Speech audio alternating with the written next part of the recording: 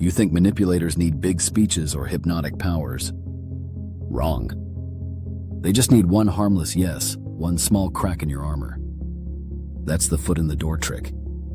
And it works because you worship consistency like it's a virtue. But consistency isn't strength. It's a leash. Every yes you give, even the tiny ones, tightens it. It starts simple. Can you sign this? Can you help for 2 minutes? Can you do me this little favor? It feels harmless, so you agree. But your brain rewrites itself.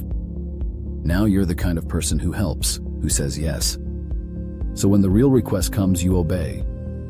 Because saying no now would expose you as inconsistent. And you hate that more than being used. This is why you gave money you didn't want to spend. Why you accepted work you didn't want to do. Why you keep paying for things you don't use. It wasn't trickery. It was you clinging to your image of coherence. Psychologists proved it decades ago. They asked people to put a tiny sticker in their window for safe driving. Weeks later, they asked them to plant a giant, ugly billboard on their lawn. Those who agreed to the sticker were far more likely to ruin their yard. Why? Because their identity was already locked in. Better to live with an eyesore than admit the first yes meant nothing.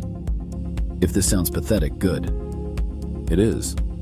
And you do it all the time. That free trial you never canceled. That colleague you helped once and now carry like dead weight. That friend who turned you into their unpaid therapist. You call it kindness. I call it cowardice dressed as virtue. Manipulators know you want to look good, generous, loyal. So they design their trap in steps. One yes, then another, until you're doing things you swore you'd never do. And you defend it, because if you admit you were tricked, you have to face the truth. That your willpower is paper thin. And here's the dark twist. You don't just fall for this from others. You pull the trick on yourself. That cigarette you swore was just one. That dessert you swore was just tonight.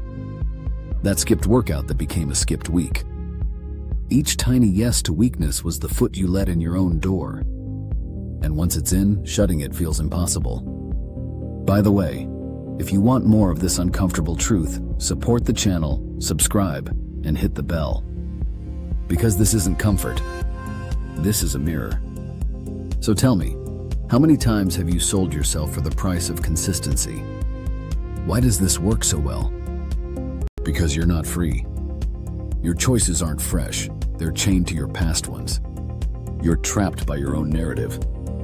If you start as the helpful neighbor, you stay that way, even when it ruins you. If you start as the loyal friend, you keep listening, even when it drains you. You'd rather suffer than contradict yourself. This is how cults, scams, and abusers win. They don't demand everything at once. They just need the first small yes. A meeting, a ritual, a phrase. Each step is easy, until the leash is tied.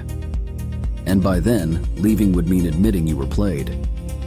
And pride won't let you. Don't think intelligence protects you. The smarter you are, the better you are at justifying the leash. You don't call it manipulation. You call it choice. So how do you fight back? By doing what you hate most. Looking inconsistent. You have to betray your own image. Say yes once, no the next time. Refuse even when you already complied.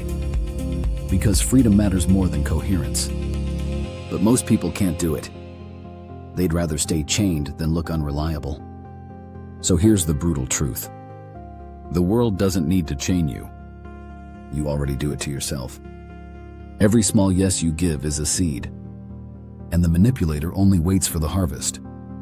So when the next harmless request knocks on your door, the question is simple. Will you slam it shut? Or will you let the foot in and keep pretending it doesn't hurt?